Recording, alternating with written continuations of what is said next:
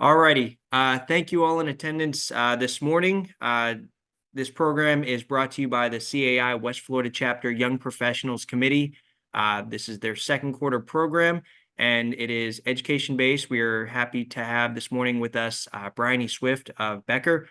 Bryony is a former member of the Young Professionals Committee of our chapter here. Bryony is also one of the elected delegates for the Florida Legislative Alliance for our chapter. So she's heavily involved in a lot of the decision-making process, statutes and legislation that comes out of Tallahassee, and is our direct line of communication and information to make sure that that info does not get mucked up on the way down to Sarasota, and we hear it directly. So, Bryony, we appreciate your time this morning.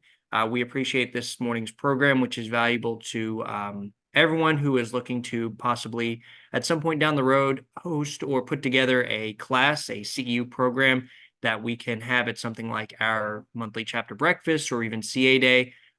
While it seems like somebody goes up and talks a lot about a relevant topic within their industry, there is a lot that goes into putting together a class and making sure that it can be licensed and approved under a provider number before it is presented in front of a group. So at this point, Bryony, I'll let you take over. If you all have any questions, please feel free to indicate in the chat, and we'll be monitoring that and try to answer them in real time. So take it away, Bryony. Thanks, Scott. Thanks for the introduction and thanks for the opportunity to present. My camera is glitching in and out, so if I disappear on you, I'll fix it as soon as I can. I'm not sure what's going on there. So this is how to write a continuing education class for CAMS. And there's a real demand for new classes at present. The pending HOA bill and the pending condo bill both expand education requirements, both for CAMS and for board members. So there's going to be a lot of demand for new classes coming. And I'm going to run over those after I fix my camera. I'm going to run through those and give you an update on what's new in the law, and then we'll dive into the PowerPoint. So House Bill 1203 is going to require community managers to take at least 5 hours of HOA specific coursework and at least 3 hours pertaining to record keeping. So if you have wisdom as to the association record keeping process, that's a great topic to choose for your the CEU class. There's also expanded HOA board member education. So board members are going to have to take 4 hours per year, HOA board members, if their association has 2,499 units or fewer. HOAs with 2,500 or more, those board members are going to have to take 8 hours of coursework per year. And those topics that are required to be taught are financial literacy and transparency. So if you're in accounting, putting together a financial literacy and transparency CEU is a smart way to go. Record keeping was huge this legislative session. So if you have wisdom in the area of record keeping, putting together a class to fill the need that's going to be coming when these bills are signed is a smart thing to do. There's also a new fine process in House Bill 1203. That's a fine process just for HOAs, not for condos. And board members are going to be required to take classes on the fine process, and CAMS are also going to need to know and understand the new fining requirements in HOAs. So that's a smart thing to do a class on. And notice and meeting requirements is another one that's going to be required for HOAs. In condos, the requirements are fixing my camera. Sorry about that. So they're required to take courses on milestone and structural integrity reserves. New board members are. Also elections, record keeping again, financial literacy and transparency, the levying of fines, though that has not changed in condominiums, and notice and meeting requirements. So while you're thinking of topics to create a CEU class, remember that there's going to be a real need in those subject areas, and that might be something that you might want to put together. So when you choose your topic, you look at what's new in your industry. And In my industry, there's new laws coming out. In your industry, there may be a new pipelining technique or a new irrigation strategy or something that's new in your industry that you could educate CAMs so that they're better able to take care of their communities. Help them look good by teaching them the latest and greatest techniques. I saw a question pop up in the chat. There's no indication that the governor is going to be vetoing either the HB 1203 or the condo omnibus bill 1021. It looks like both of those are going to be signed. All right, so what's new in your industry? Yeah. Also, what should a manager know to work effectively in your industry? So the laws are changing to prohibit an association from waiving an audit 2 years in a row. And that's definitely going to impact accounting. And so that's something that if you're an accountant, that's something that you would want to effectively communicate through a CEU class. You could tie it into the new requirements for financial literacy and transparency, but make sure you let your CAMs know in your class that the waiving of audits is going to be severely restricted going forward. And so there's going to be more demand, and there's already a lot of demand since your audits are due at the same time as everybody else's taxes are due. There's already a big strain on accountants. So it would be a wise topic to instruct your CAMs about, a smart topic to put together to get that information out. How can your industry solve a specific problem for a community? So we had a presentation at CAI this last year about dog waste, not the kind of topic I would ever have imagined in my life, but it was an effective CEU. It explained why it's a problem, the environmental hazards, and what can be done to effectively tackle the problem. And not the kind of problem that I would have recognized had I not attended that CEU class. For CAMs, attorneys, and accountants writing classes, and for everyone really who's writing a class, you want to really define your topic. Let your CAMs know what they're going to be learning about and be really specific. You want to look at what you want the CAM to learn, but also what is the CAM required to learn? As I've said, there's going to be a push for education on record keeping. I teach a class on the unlicensed practice of law because CAMs are required to take that class, and most attorneys don't want to teach it because the topic upsets people. So I try to do it in a lighthearted and snarky way to help folks get the information that they need, really learn how to apply the legal standards there. And it's something that CAMs are required to take, and there's not a lot of other options for providers on that topic. So moving on to the next slide. You want to gather the information to put your presentation together. You want to, oh, slides. We're on 3, Scott. All right, so you want to go through the information that you already have that you want to present, and you want to break it into topics and decide how much time you need for each topic. The DBPR required outline form for CEU presentations requires you to tell DBPR how many minutes you're going to spend on each topic. Nobody is going to hold you to those minutes. So just make your best guess. If you run over, if you run short of the number of minutes you've assigned for that topic, that's not a big deal at all. Just make a guess. You want to research your topic, even if you're sure you know everything there is to know on the topic. Research the law, the industry publications, check the internet to verify the accuracy of the information you're presenting. And this always makes me think of water leaks in condominiums. I've seen articles published by contractors and plumbers saying an association's always responsible for the drywall when there's a leak. Easy peasy, moving on to the next part of my presentation. And you won't find any lawyer saying that the association is responsible for drywall 100% of the time and it's easy peasy. It's a very complicated legal analysis. And a quick Google search would reveal that information. So even if you're sure you know what you're talking about, have a look on the internet, ask ChatGPT, research Florida law, and industry publications, and make sure that you have all the information. You may find a nuance that you didn't know existed.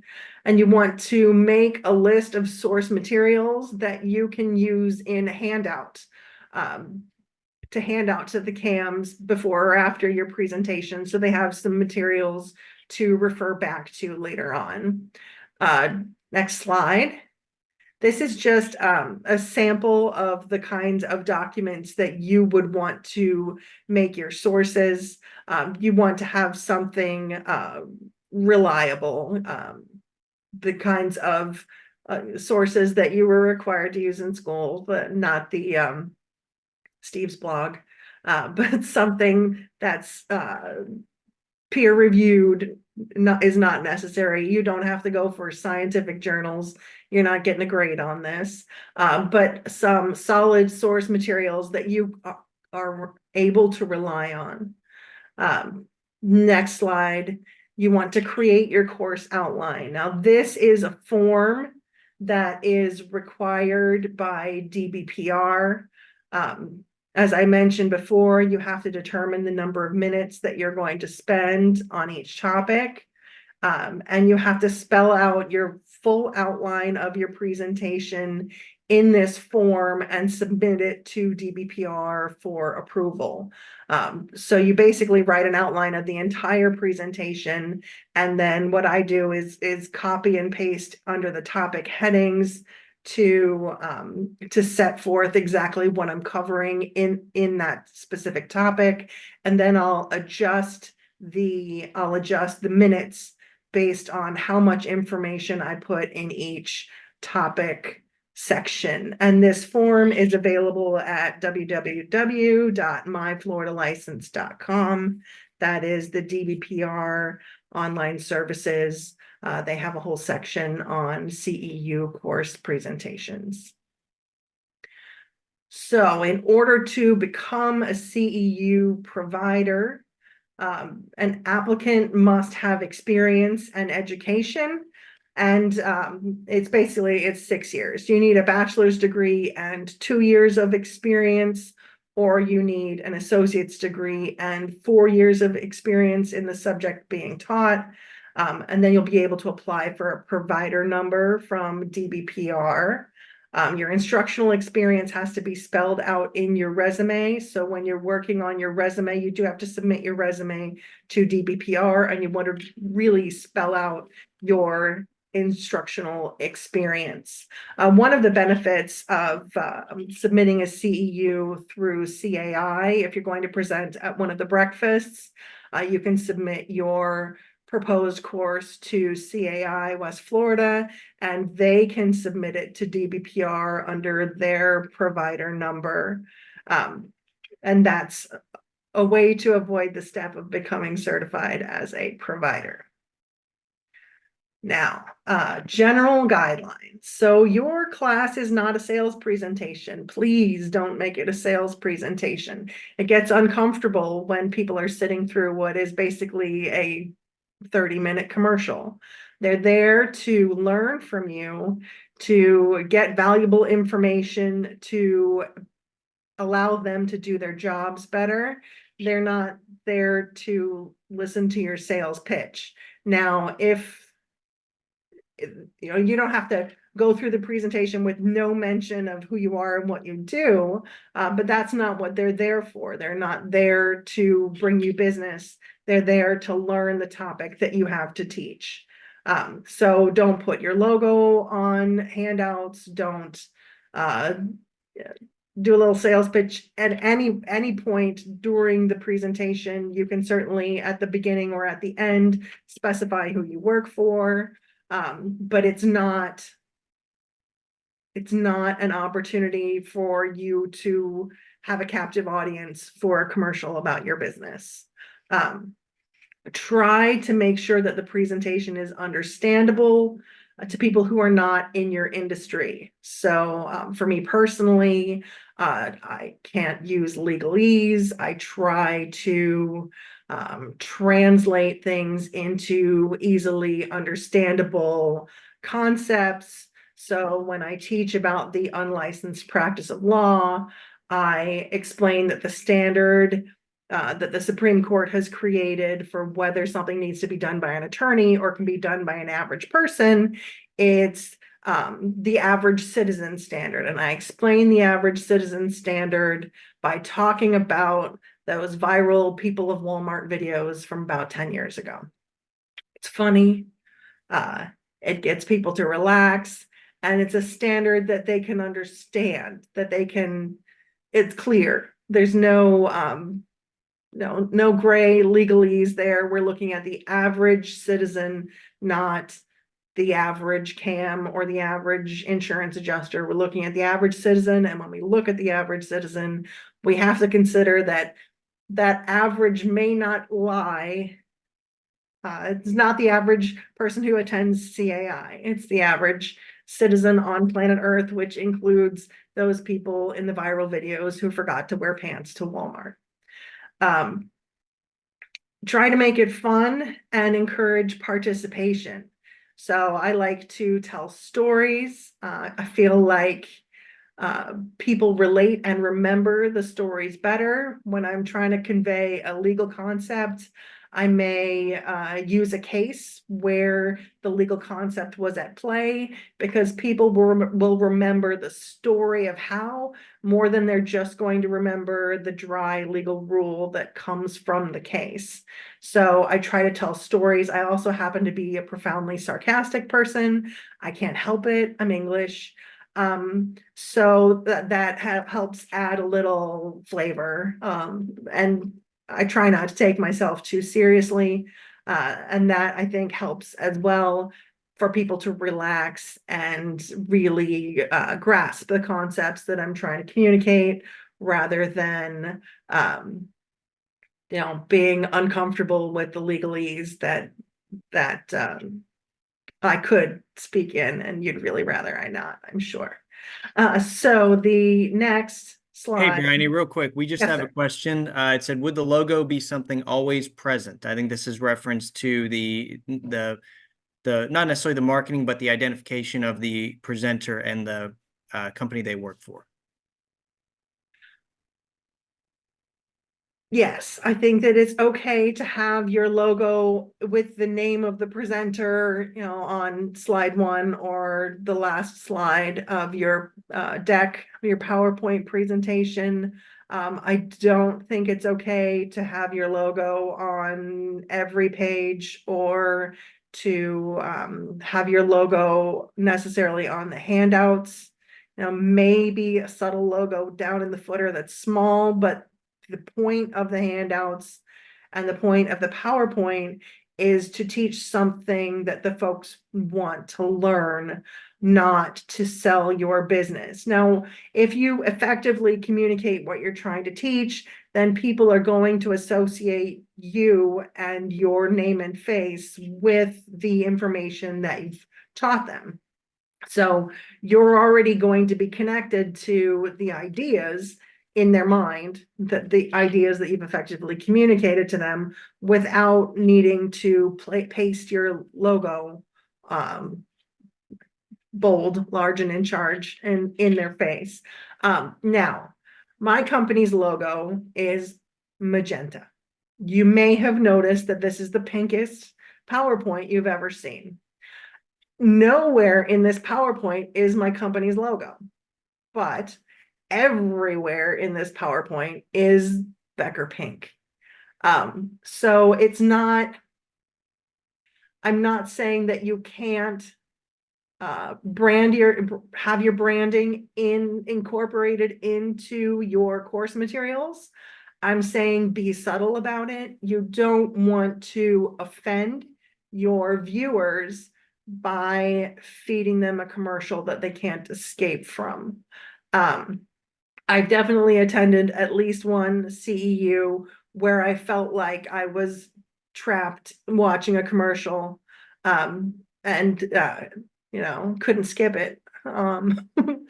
It's yes, they were teaching me information, but there was so much branding and so much logo and so much reference to the corporation that it really felt more like a commercial than a class. And so you want to walk that delicate line of not insulting your audience by reminding them that there is an element of sales pitch to your presentation, and they're already going to connect you to the information, maybe not your logo or the company you work for, but it's already going to be, the connection's already going to be there if you are the person who has taught them the information that leads them to wanting more. Hey, Brian, I just wanted to add on to that real quick. Because we had a breakfast last year. We've had a couple where I've had managers literally leave the breakfast room and tell me, "Hey, why don't you text me when the commercial's over?" So I know a lot of business partners think this is an advantageous moment to remind people of who they work for. It actually works negatively towards your brand, because a lot of managers, to Bryony's point, they are aware of who you work for, who you are when you're doing the presentation. If you keep hitting them over the head with it, they know what the guidelines are for these CEU programs. If you try to take advantage of that, you will make a negative impact on these managers, and the impression that you think you are placing on them, unfortunately, is doing the opposite effect. Absolutely, 100%. Scott, can we move on to the next slide? All right, so this is what the chapter needs from you. They need a course title. This will go on your on the chapter's marketing when they're presenting your class. So make it as catchy as you can to try and grab the attention of your audience so that they're interested in coming and learning your presentation. These bolded and underlined pink requirements are they're from the DBPR, so you are required to have all of this information in the outline that you submit to the chapter to have it submitted to DBPR. Number of course classroom hours, I believe they're all 1 hour presentations that can take 45 minutes. Learner objectives, what are you trying to teach to your audience?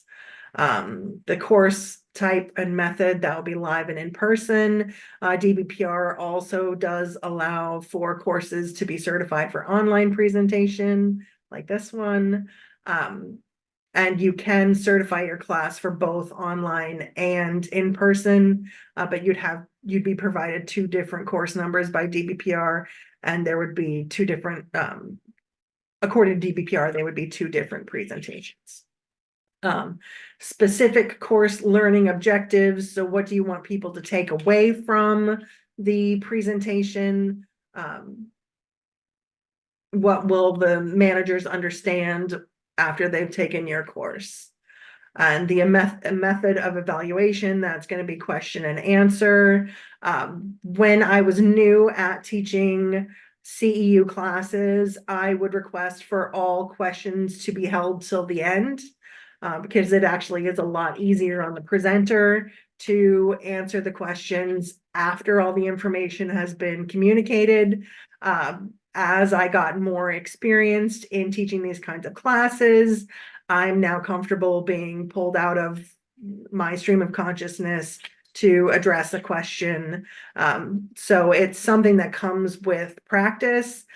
You also do get more comfortable speaking in front of large groups of people.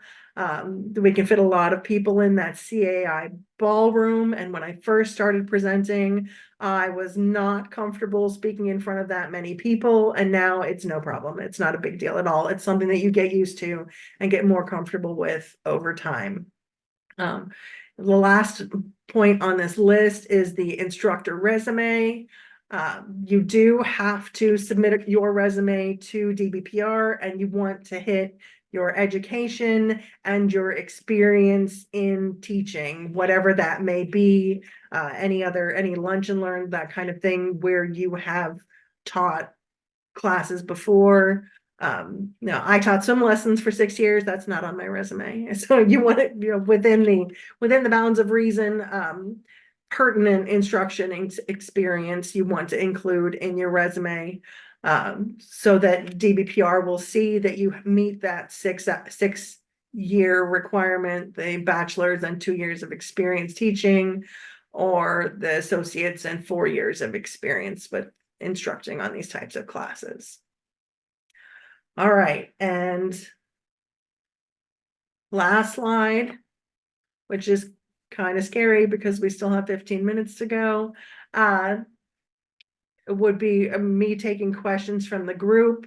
But also this slide illustrates how you would have handouts for your key points to allow managers to take that information with them when they leave, so that they can refer back if they have any questions, and so that they'll also have your contact information, which should be somewhere on your handout, so that they can track you down if they have questions about the information you've taught, or if they're interested in working with your business based on the information that you've taught to them.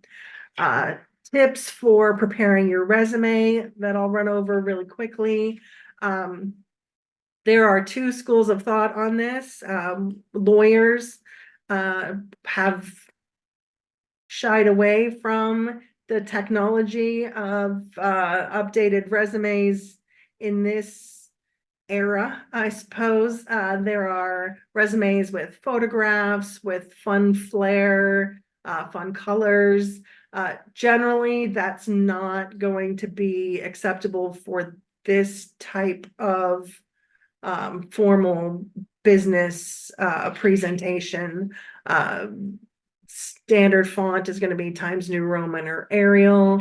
There goes my picture again. You can, I know it's in style to jazz up your resume and make it fun. However, in this type of situation, I would suggest that less is more, to be formal with it. But that may just be my opinion coming from the law, where fun, sparkly resumes that have lots of color and smell pretty are not acceptable in my field. So that may be me being a jaded lawyer, which happens over time. All right, do I have any questions from the group to fill the last 15 minutes? Well, I did want to add, Bryony, and I thank you for the presentation, that when it comes to submitting classes for CAI, specifically our chapter, we do things a little differently, and you touched on this, that we have our own provider number.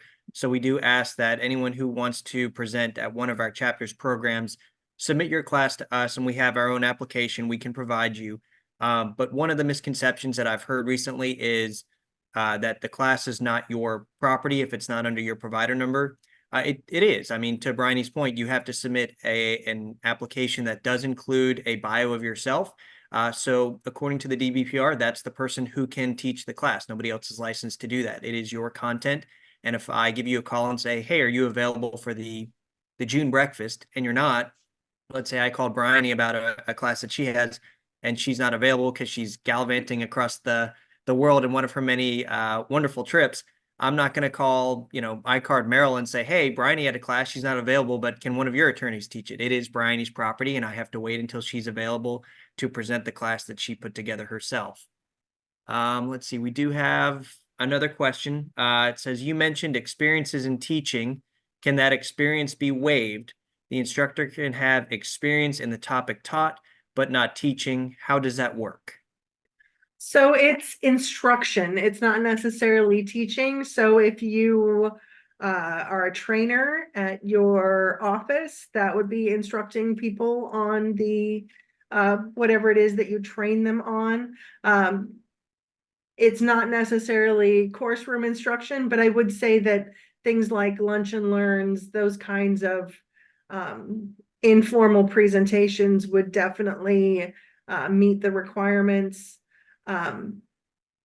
I think that there are ways, if you haven't, taught in a classroom, that doesn't matter. It's that you are instructing others on how to do this thing that you would like to DBPR to certify you to instruct more people on that same topic. So it's showing that you have the authority, the experience to effectively teach. And so, yeah, sorry. So, but it's not necessarily classroom instruction. Definitely getting a new webcam after this. We have another question, Bryony. It is, what is the process for the DBPR approval of the class and how long does that take? That is a loaded question.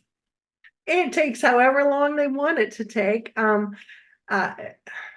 would say it can take about 6 to 8 weeks.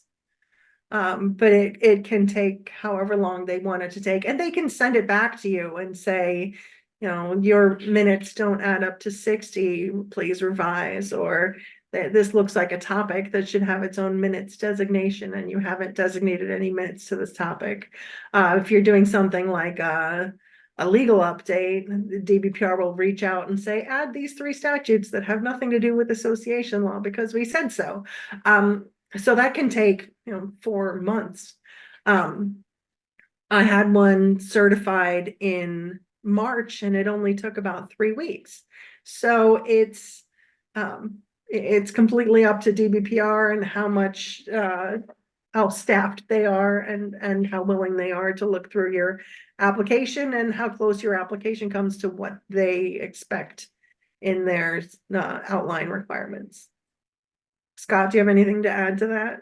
Yeah, I to your point about it is consistently inconsistent.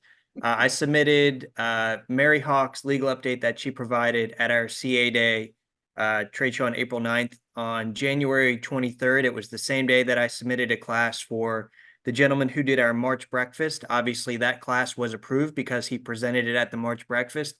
Mary's legal update was not approved until the Thursday prior to CA Day. So no anxiety there. But it just shows the lack of consistency in terms of getting classes approved, even when they are submitted on the exact same date. Sometimes it is because a class has a little bit more that needs to be glanced upon and made sure that it does include all this information. I know the legal update this year did have a lot more qualifications to it, given the activity in the legislative area of the state. But to answer the question about how long it takes, it is just a matter of how well staffed the DBPR is at the time. And DBPR is getting a $7 million appropriation to hire 65 more people to work exclusively in condominium regulation. So working with DBPR should get a lot easier over the summer as they hire. Like if they get their appropriation on July 1st, and then they'll start hiring to fill those 65 new jobs. And so working with DBPR should become much easier going forward after that. That is good to hear. We do have another question. What are some safe, acceptable topics that business development reps can teach? For example, a business development rep for a law firm who's not necessarily a lawyer or attorney. That's a good question. A course specific to CAMs that would be taught by a business development rep. Well, I would think the classes that are going to be newly required, things like notice and meeting requirements, those kinds of things, are, everyone in the industry has some knowledge as to notice and meeting requirements for associations, financial literacy and financial transparency. Those seem to necessarily lend themselves to accounting, but financial transparency is quite an ambiguous concept that I think providers are going to have to clarify, and DBPR is going to have to clarify what they mean by financial transparency. But I think that's something that could be taught by, anyone with any, bookkeeping knowledge or experience. Business development reps. That is a good question. I mean, we've had topics like we've had an engineering consultant do a class on being nice to people. It doesn't always have to be relevant specifically to your industry, but at the same time, if it is something of value that might not be the most technical, and maybe the managers just could use a break on a Thursday afternoon, if that's when your class is being taught, with a cocktail or something like that, and just something that they can get an HR credit and enjoy maybe some positive information. I know that those sometimes are valuable if it's not something that you're very specific on, that just certainly a change of pace. There's a suggestion in the chat that they could teach HR classes. That's Yeah. a great idea. Let's see. We have another question. I guess this is to me. Does our West Florida chapter offer any kind of initial evaluation of a potential presentation at the chapter level for one of our breakfasts, sort of an informal audition process? We don't.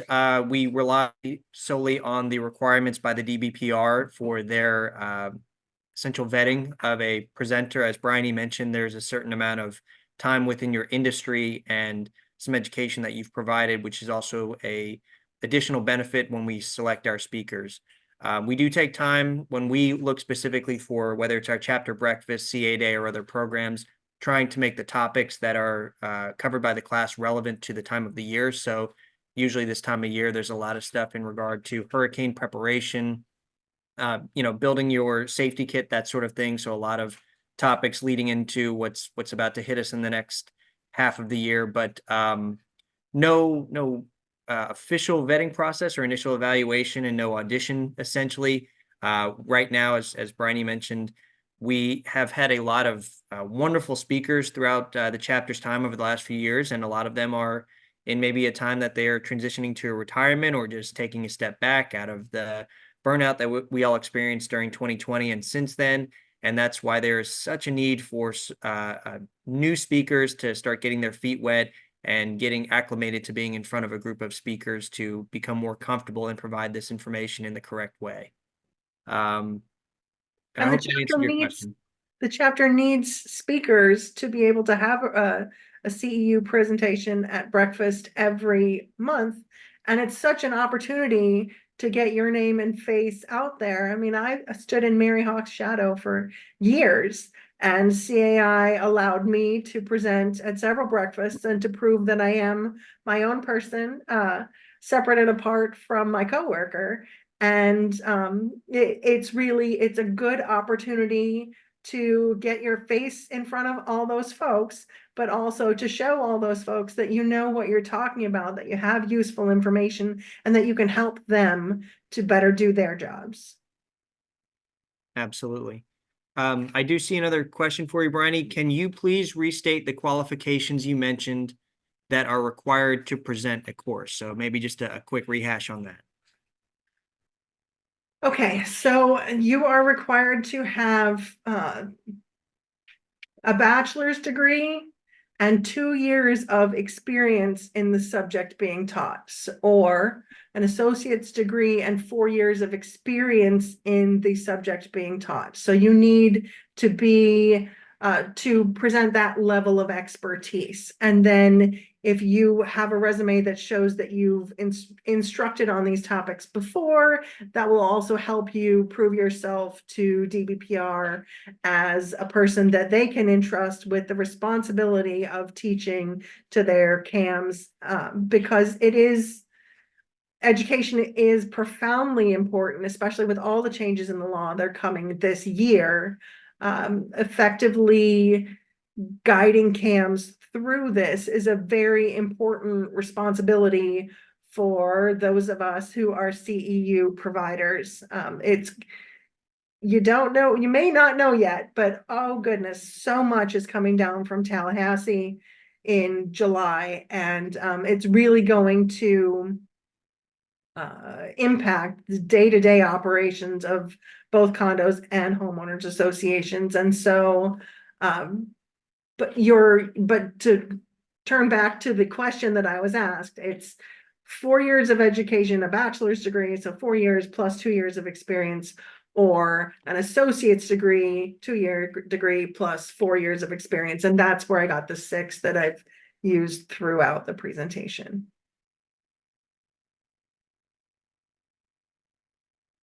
All right. Are there any other questions for Bryony today? And Bryony, are we able to share this PowerPoint with anybody who might be interested? Is that okay with you? Oh, yes, that's fine. Okay. And I do want to say, you mentioned something about, exactly know what you want to talk about, but I think going back to one of the questions about, for a business development person, what can they focus on as far as a topic? This is an excellent question when you are doing your visits to management companies and saying, what information do you need to hear from us? A lot of the research that I do for the chapter as far as what needs to be presented at breakfast, that comes directly from the managers and management companies and saying what type of information would bring you to a breakfast. Obviously, you all as business partners, you do value the relationship building that you can obtain during the network times at our breakfast and other events like that. So we do encourage managers to come out. And if it is something very specific, they might pass on it. If it is something all too general, they might pass on it. At the same time, I've heard that with a lot of new CAMs in the area, it does not hurt to go back to the fundamentals. So an attorney like Bryony, you could do something on governing documents, and I'm sure that would fill a room for seasoned managers as well as those who have a lot of new faces in their office that they're going to say, hey, you need to attend this event because I've seen your documents and we need to have a rehash before your next board meeting. So I think topics like that, and also just making sure you find that nice middle space of not getting too specific, but also having enough information that is relevant, that you're not just grazing over stuff that they're not going to take away pertinent information. I see another question. How many CEU courses does the chapter have in our queue at the DBPR right now? I would say we have probably 40 to 50 classes, and that's a combination of both online and classroom classes that we have. Some of them are ones that are outdated because the classes do last for 2 years before being renewed. And a lot of the industries right now, information like legal or insurance, are moving at such a rapid pace that a class that was written and approved 6 months ago could already be outdated. So I would just encourage everybody, make sure you have the most up-to-date information when submitting your class. You can always go back and review it a little bit before presenting, but it does help when the DBPR is looking at that information to have everything as accurate and pinpoint and up-to-date as possible.